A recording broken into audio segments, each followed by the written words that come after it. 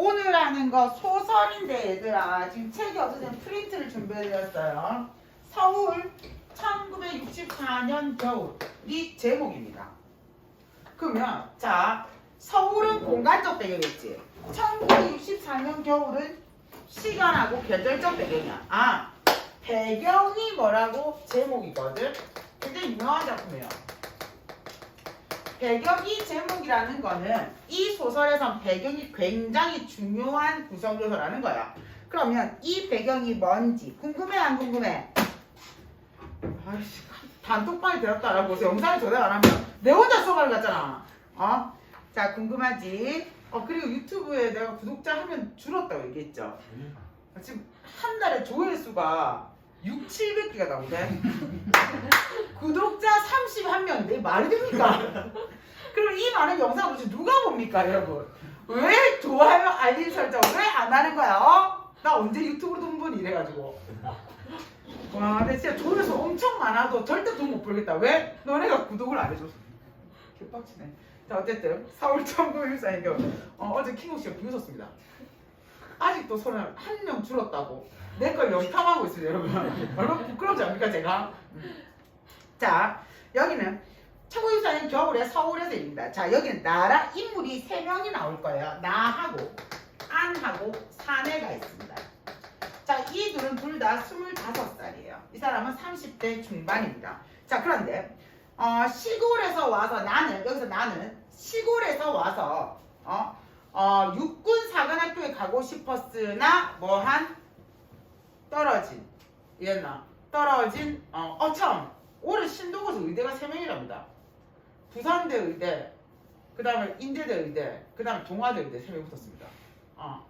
2명은 여자고 1명이 남자입니다. 아니다. 1명이 여자고 2명, 부산대가 여자고 나머지 둘이가 남자라더라. 제가 어저께 그 얘기를 들었거든요. 자 그렇습니다. 자 그래서 어쨌든 나하고 안하고 사내가 있었는데 나는 육사에 가고 싶었으나 육사에 가지 못했어. 그래서 지금 구청의 병사기에 근무합니다. 안은 대학원생이고 지식인이고 부유한 아이야. 얘는 좀 가난해. 자 둘이서 선술집에서 만났어. 우연히 만난 거야. 그래서 포장마차 같은 데입니다. 만나서 우연히 대화를 나눠. 쓸데없는 대화입니다. 참새는 왜 날아갈까요? 연체는 왜 늦는 걸까요? 우리는 공부를 왜 해야 될까? 이런 친구분 대화입니다. 자 그래서 진짜 아무 의미 없는 대화를 서로 이어가고 있는데 그때 거기에 한 사람이 들어오는데 그게 누구 노랬습니까? 자 한 사람인데 그게 이 사내입니다. 이 사내 딱 봐도 허름한 옷차림, 얼굴도 굉장히 어두웠어. 그러면서 조용히 우리와 합석하기를 원합니다. 나하고 안도 여기서 오늘 처음 만났어. 자 그래서 합석을 했어. 해가지고 근데 갑자기 아닙니다. 저는 오늘 아내가 죽었습니다. 그 사내가 고지. 둘이 정말 의미 없는 얘기하고 이걸 날씨 얘기, 연애 얘기도 안 해요. 그냥 저 팔인이 왜 날아가는 걸까요? 이런 얘기하고 있었습니다. 그런데 사내가 와서 갑자기 오늘 제 아내가 죽었습니다. 가뿐싸죠. 근데 나는 좀 그래도 사람 좀 불쌍하잖아. 이거 참 안 됐군요. 근데 아는 어떤 표정이 안물 이 표정이. 진짜로. 그랬더니 사내가 근데 제가 오늘 아내의 시체를 팔았습니다. 그래서 오늘 이 돈을 다 써야겠어요 라고 얘기합니다. 아는 계속 안물의 표정으로 그거 참 안 됐군요. 전혀 진심이 아니에요. 그러고 선술집에 있다가 사람이 이름이 안 나와. 이렇게만 돼 있어. 사람의 이름이 안 나온다는 건 서로가 서로에게 이름을 알려주지 않는 거야. 자 서로가 이름을 알려주지 않는 익명성의 상태에서 무의미한 대화만 한다고 했지. 그런데 갑자기 이 사내가 엄청 진지한 대화를 걸어와서 나와 아는 좀 거북했어. 그 선술집에 있다가 밤거리를 나와서 배하다가 화재 불구경을 하게 됐습니다.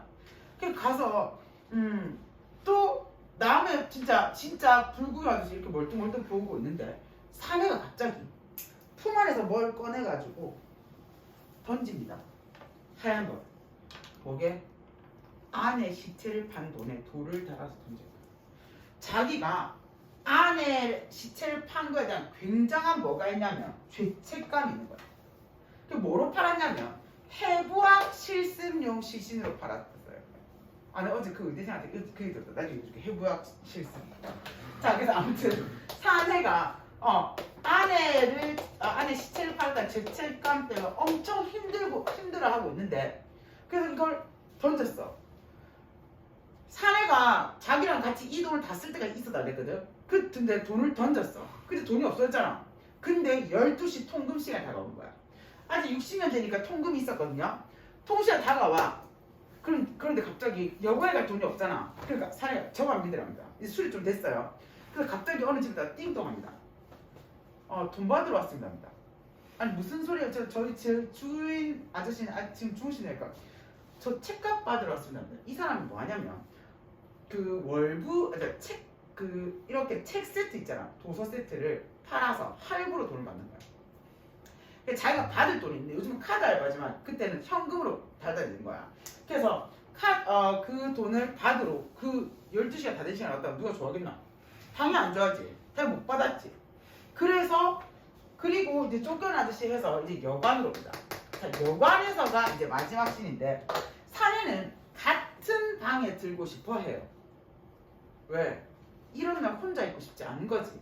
근데 아니 피곤합니다. 각자 방에 드는 것이 좋겠습니다. 라고 합니다. 그리고 나는 조금 그래도 안 된 마음이 있어. 화투라도 사다가 놀까요? 하니까 아니 피곤합니다. 빨리 쉬기로 하죠. 하고 각자 들어갑니다. 그리고 다음날 사내가 분명히 그냥 혼자 있기 싫다고 했거든. 다음날 사내가 죽은 채로 발견됩니다. 그 둘은 아니 뭐라고 했냐면 아는 역시 죽어버렸군요 라고. 뭐 하는 줄 알고 있었어? 이 사내가 정말 절박하게 도와달라고 요청한 거야. 근데 이 둘은 외면한 거지. 이해나? 그리고 그 방을 나오면서 뭔가 개미 한 마리가 내 발밑을 기어갈자 찝찝할 때 양심의 가책을 느껴. 그런데 빨리 도망갑니다. 이렇게 끝나요. 서울 1964년 겨울의 서울은 정말 따뜻한 인정미라고 1도 없는 차가운 곳, 인간을 품어주지 못하는 굉장히 추운 곳이었다는 겁니다. 여러분은 프린트를 어디 보실 거냐면 7페이지를 보세요. 7페이지의 본문을 갈게요. 거기 본문이 제일 길거든요. 1964년 겨울 서울에서, 자 1964년 겨울 서울 메모치세요. 지냈던 사람이라면 누구나 알고 있겠지만 밤이 되면 거리에 나타나는 선술집. 자 선술집 메모쳐. 자 이 세 인물이 만나게 되는 만남의 공간입니다. 저거죠 만남의 공간. 그렇지만 일회적이고 일시적 공간에 불과해. 진지한 만남이 이루어지진 않아요. 만남의 공간이지만 일회적이고 일시적 공간입니다. 오뎅과 군참새와 세 가지 종류의 술 등을 팔고 있고 얼어붙은 거리를 휩쓸며 부는 차가운 바람이 펄럭거리게 하는 포장을 들치고 안으로 들어서게 돼 있고 그 안에 들어서면 카바이드 불에 길쭉한 불꽃이 바람에 흔들고 있고 염색한 군용 잠바를 입고 있는 중년 사내가 술을 따르고 안주를 구워주고 있는 그러한 선술집에서 보입니까? 처음부터 여기까지 형광펜으로 가로. 자 지금 맨 첫 부분이 배경 묘사야. 그런데 이 배경이 어떤 것 같아? 달콤하고 뭐 따뜻하고 이런 풍경이 아니지. 쓸쓸하고 차가운 배경이 묘사되고 있습니다. 쓸쓸하고 차가운 배경이 묘사되고 있습니다. 그날 밤 우리 세 사람은 우연히 만났다.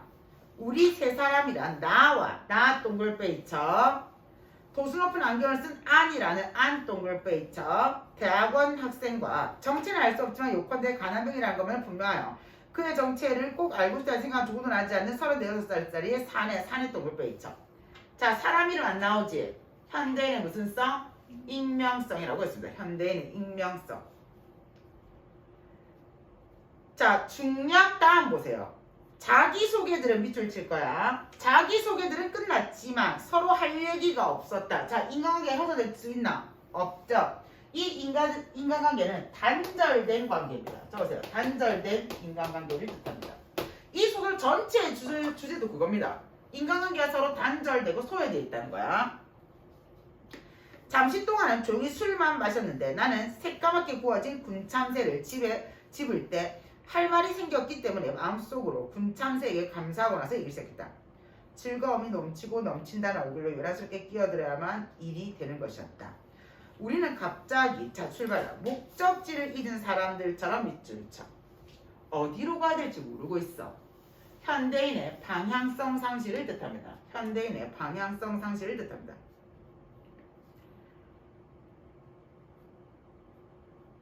자, 그 다음 오른쪽 다단 가세요. 두리번거리면서 느릿느릿 걸어갔다. 전봇대에 붙은 약 광고판 속에서는 이쁜 여자가 춥지만 할 수 있느냐는 듯한 쓸쓸한 미소지. 그랬다는 게 아니라 그렇게 느꼈다는 거야, 얘들아. 이해했나? 쓸쓸한 미소를 띠고 우리를 내려다보고 있었고, 어떤 빌딩의 옥상에서는 소주 광고의 네온사인이 열심히 명멸하고 있었고, 소주 광고 곁에서는 약 광고의 네온사인이 하마터면 잊어버릴 뻔했다는 듯이, 이것도 자기 느낌이지. 황급히 꺼졌다가 다시 켜서 오랫동안 빛나고 있었고. 자, 여기까지 끊어. 슬러시. 자, 라지의 처음부터 여기까지는 묘사입니다. 그런데 이 묘사는 객관적 묘사다, 주관적 묘사다. 인상을 주로 묘사하고 있죠. 이거는 주관적 묘사입니다. 그럼 어떤 주관이야? 전부 다 광고지. 도시화와 자본주의에 대한 주관적인 인상 묘사입니다. 도시화와 자본주의에 대한 주관적 인상 묘사입니다. 밖에 비가 많이 옵니까? 조금씩 내리기 시작했습니까? 자, 이젠 완연히 얼어붙은 길 위에는 거지가 돌덩이처럼 밑줄 쳐. 추운데 옆에 거지가 돌덩이처럼 있지. 그럼 이 사람은 어떤 존재야? 소외된 존재야. 여기저기 엎드려 있었대. 한두 명이 아니야. 그 돌덩이 앞을 사람들은 힘껏 웅크리고 출발하고 웅크리고 빠르게 지나고 있었다. 쳐다본다, 안 본다? 안 보지. 타인에 대한 무관심이 만연해 있습니다. 타인에 대한 무관심이 만연해 있습니다. 종이 한 장이 바람에 휙 날리어 거리의 저쪽에서 이쪽으로 날아오고 있었다. 그 종이 조각은 내 발밑에 떨어졌다. 나는 그 종이 조각을 집어 들었는데 그것은 어느 비어볼의 광지였다. 비어볼은 뭐냐면 맥주집 광고였다. 하세요. 따라가 드릴 테니까 아니 말했다. 감사합니다. 그럼 우리는 근처 중국 요리집으로 들어갔다. 자, 그리고 이따가 이제 사내가 자기 얘기를 하는 겁니다. 그는 내 말을 못 들은 것 같았다. 그러나 한참 후에 다시 고개를 들고 마치 애원하는 듯한 눈빛으로 말했다. 아내, 밑줄 칠게요. 아내의 시체를 병원에 팔았습니다. 이 사내가 그렇게 괴로운 모든 사내의 괴로움과 죄책감의 원인입니다. 사내의 괴로움과 죄책감의 원인입니다. 자, 근데 뭐라고 얘기냐면 할 수 없었습니다 라고 돼 있지. 광표해봐라. 할 수 없었습니다. 기다려. 난 서적 월구 판매 외교원에 지나지 않습니다. 할 수 없었습니다. 광표해봐라. 돈 4천을 주도하군요. 난 두 분을 만나기 전 얼마 전까지도 땡땡병원 울타리 곁에 서 있었습니다. 아내가 누웠을 시체실이 있는 건물을 알아보렸습니다. 어딘지 또 알 수 없었습니다. 광표. 자, 죄책감에 사로잡혀 있어. 그래서 조금이라도 잘 살아가면 이 죄책감에서 벗어나려고 하잖아. 내가 이 사람이 계속 뭐냐면 어쩔 수 없다는 자신의 무력감을 계속 얘기하고 있어요. 제가 방법이 없었어요 이 말이야. 근데 이 무력감은 어디에서 벗어나려면 죄책감에서 벗어나라는 태도입니다. 이해했나? 사내의 무력감 땡땡. 죄책감에서 벗어나기 위함입니다. 예진아 다이어트 하고 있나? 네. 다이어트 한 것도 안 먹나 그러면? 아니 운동. 무슨 운동 하는데? 헬스? 네. 어? 네. 어디서? 그냥 주변에 있는. 매일 가나? 네. 저도 설 끝나면 갈 거예요. 꼭 갈 거예요. 헬스 가기 무서워요. 혹독한 식단의 계절이. 그냥 울타리 같은 앉아서 병원의 큰 굴뚝에서 나오는 희끄무리한 연기만 바라보고 있었습니다. 아내는 어떻게 될까요? 학생들이 해보실 수 하더라고. 톱으로 머리를 가르고 칼로 배를 찢고 한다면 정말 그러겠지요. 우리는 입을 다물고 있을 수밖에 없었다. 사안이 닭광과 파가 담긴 접시를 갖다 놓고 나왔다. 김영, 우리 얘기나 합시다 하고 아니 말했다. 화재 같은 건 아무것도 아닙니다. 내일 아침 신문에서 볼 것을 오늘 밤에 미리 봤다는 차이밖에 없습니다. 저 화재는 김영의 것도 출발요. 김영의 것도 아니고 내 것도 아니고 이 아저씨 것도 아닙니다. 자, 화재는 누군가에게 굉장히 큰일일 거 아니야. 근데 우리는 상관없어요. 자, 무관심한 태도를 보여주고 있죠. 우리 모두의 것이 되어버립니다. 그러나 화재는 항상 계속 나고 있는 건 아닙니다. 그렇기 때문에 무슨 말인지 모르지 않습니까? 난 화재엔 흥미가 없습니다. 김영은 어떠세요? 그냥 아무 생각 없이 보이는 대로 그냥 즉흥적으로 얘기한다. 왜? 심각하고 의미 있는 대화를 하려고 하지 않기 때문이야. 이 사람이. 동감이다. 나는 그래서 봐. 아무렇게나 출발해. 아무렇게나 대답한다고 돼 있지. 이게 바로 의미 없는 무의미한 대화를 뜻하는 거죠. 이젠 하자에 불이 붙고 있는 것을 보았다. 아니, 난 방금 말을 잘못했어. 화재는 우리 모두의 것이 아니라 화재는 오른쪽 화재 자신의 것입니다. 화재에 대해서 우리는 아무것도 아닙니다. 그렇기 때문에 난 화재에 흥미가 없습니다. 김이 어떻게 생각합니까? 동감입니다. 아무 생각 없습니다. 얘도. 사실 듣고 있지 않을 수도 몰라요. 왜? 함께 있는다고 해서 관계를 맺고 있는 게 아니야. 교실 안에 있는다고 해서 모두가 다 공부하고 있는 게 아니잖아. 어떤 애는 따생하고 어떤 애는 그냥 피상적으로 대답만 하는 애 엄청 있잖아. 너네도. 의미 있는 관계가 아닙니다. 남들은 의미 있는 관계 아닙니다. 지금. 지들 이해하고 있습니까? 의미 있는 관계입니까? 의미 있는 관계는 숙제도 잘 옵니다. 자, 그래서 지난 의미 있는 관계가 맞는지 조금 있다가 관계를 점검하도록 하겠습니다. 여러분. 자, 그래서 그래서 동감다. 내 아내입니다 하고 사내는 환한 불빛으로 손가락질하며 눈을 크게 뜨고 소리쳤다. 내 아내가 출발해. 내 아내가 머리를 막 흔들고 있습니다. 자, 이거는 실제가 아니겠죠. 사내의 환영입니다. 사내의 환영. 골치가 깨질 듯이 아프다고 머리를 막 흔들고 있습니다. 그러자 아니 뭐 이렇게 골치가 깨질 듯이 아픈 게 바로 뇌망염의 증세입니다. 아니요, 뇌망염을 적었거든요. 그럼 객관적인 증세예요. 이 뜻이야. 그러면서 그렇지만 저건 바람이 날리는 불길입니다. 아저씨 정신 차리세요. 이 뜻입니다. 앉으세요. 불 속에 아주머니 계실 리가 있습니까? 라고 아니 아저씨를 끌어안치며 말했다. 그리고 나서 아는 나에게 날벽에 섰다. 이 양반 우리 출발라. 이 양반 우리 웃기는데요. 자, 아내 태도에서 전혀 이해하지 못하고 공감하지 못한 거죠. 이해 꽃표, 공감 꽃표입니다. 무언가 하얀 것이 하얀 것 밑줄쳐. 우리가 웅크리고 앉아있는 곳에서 불타고 있는 건물 쪽으로 날아가는 것이 보였다. 비둘기 밑줄쳐. 하얀 것하고 비둘기 연결하세요. 자, 이게 아까 안에 판 돈을 돌에다가 묶어서 이렇게 던진 거야. 사내가. 얘나 그 돈이야. 하얀 것은 뭐라고? 안을 판 돈입니다.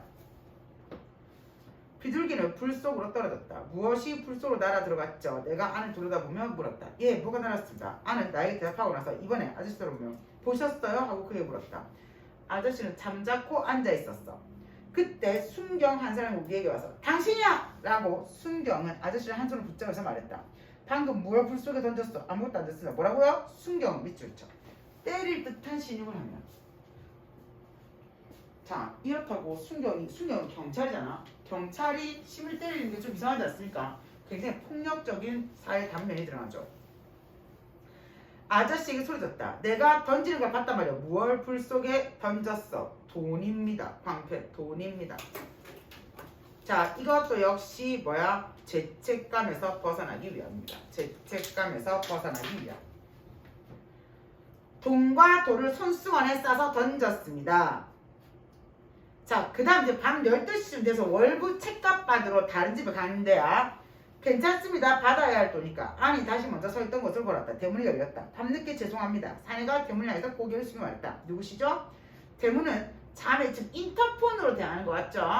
대문은 잠에 취한 여자의 음성을 했다. 죄송합니다. 이렇게 너무 늦은 시간 차서. 누구시죠? 술 취하신 것 같은데.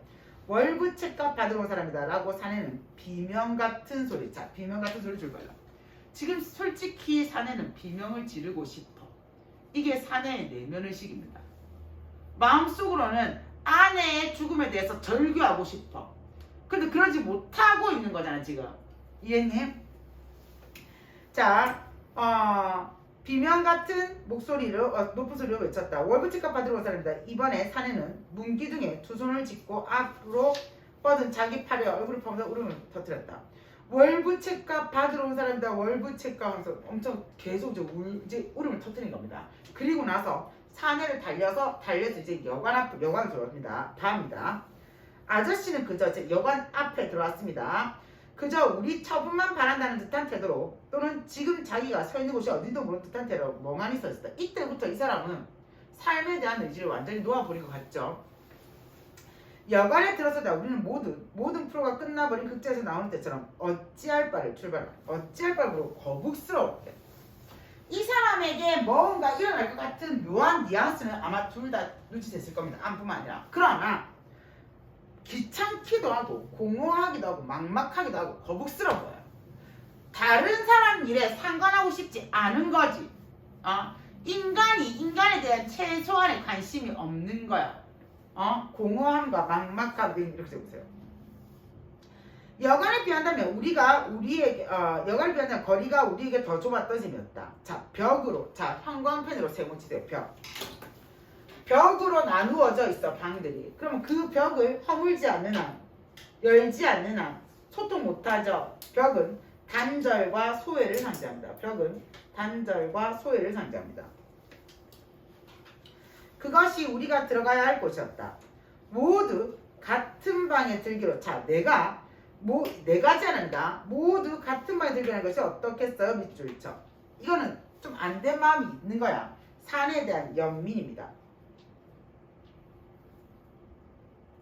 내가 다시 말했다. 난 지금 아주 피곤합니다. 아니 말했다. 난 지금 아주 피곤합니다. 밑줄 쳐. 굉장히 차갑죠? 냉소적 태도죠. 아니 말했다. 방 각각 하나씩 차지하고 자기로 하죠. 혼자 읽기 싫습니다. 도움을 청하는 거야. 아저씨 좋았다. 혼자 출발라. 혼자 주무시는 게 편하실 거예요. 저 위에 난 아주 피곤합니다랑 연결하세요. 넘겨. 우리는 복도에서 헤어져서 사완이 지적해준 나란히 붙은 방 3개 각각 한 사람씩 절대 소통하지 않고 따라 들어갔다. 화투라도 사다가 놓쳤다. 자, 이것도 내가 그나마 배려한 거야. 사내를 혼자 안 있게 두려고. 전에 내가 말했지만 난 아주 피곤합니다라고 손절당한 겁니다. 안한테. 근데 나도 손절하면 사내를 오늘 처음 봤잖아. 그 이상의 호의를 베풀 마음은 나도 없었던 거야 사실은. 적극적인 거. 하고 싶으면 2분이나 하세요 라고 아는 말을 해서 자기 방으로 들어가 버렸습니다. 그리고 나도 피곤해 죽겠어.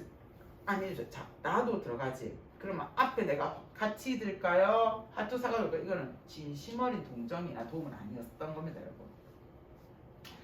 라고 나는 아저씨에게 말하고 나서 내 방으로 들어왔다. 숲 밖엔 출발라. 거짓 이름, 거짓 주소, 거짓 나이, 거짓 직업을 쓰고 나서. 자, 이게 아까 현대는 무슨 써? 익명성이죠. 현대는 익명성이죠. 사완은 심부름꾼입니다. 가져다 놓은 자리끼를 마시고. 자리끼는 잘 때 머리 맡에 놨던 물 있잖아. 목마를까봐. 자리끼를 마시고 나서 입을 집었었다. 나는 꿈도 안 꾸고 잘 잤다. 다음날 아침 일찍 안에 날뛰었다. 그 양반 출발라. 역시 죽어버렸습니다. 자, 사내의 죽음을 뭐하고 있었다고? 예감하고 있었던 겁니다. 사내의 죽음을 예감하고 있었던 겁니다. 아니 내 귀에.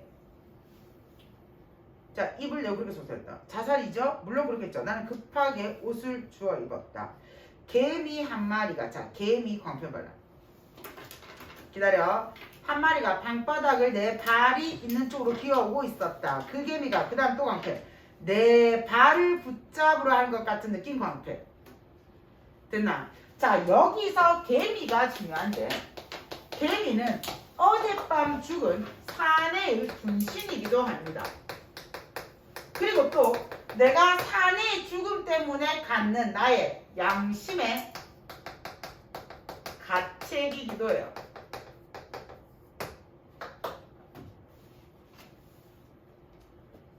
아, 내가 좀 더 같이 있어 줄 걸, 그러지 말 걸 하는 생각이 들었을 거 아니야. 그거야.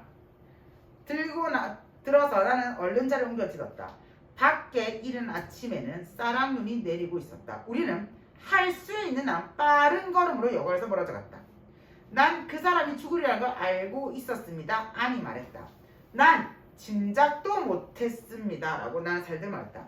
난 짐작하고 있었습니다. 그는 코트의 기술적을 말했다. 그렇지만 어떻게 합니까? 할 수 없죠. 이거는 무력감이기도 하고 책임 회피기도 해요. 어쩔 수 없었어요. 이해했나? 그가 내게 말했다. 어떻게 합니까? 그 모두를 어떡할 전부 다 책임 회피하고 있는 거지. 그러게 말했다. 혼자 놓아주면 죽지. 이것도 자기 변명이죠. 혼자 출발라. 혼자 두면 죽지 않을 줄 알았습니다. 그게 내가 생각한 최선의 방법. 이건 뭐야? 타인의 죽음에 대한 무관심한 태도. 사람이 죽어도 이렇게 얘기한 거야. 타인의 죽음에 대한 무관심한 태도입니다.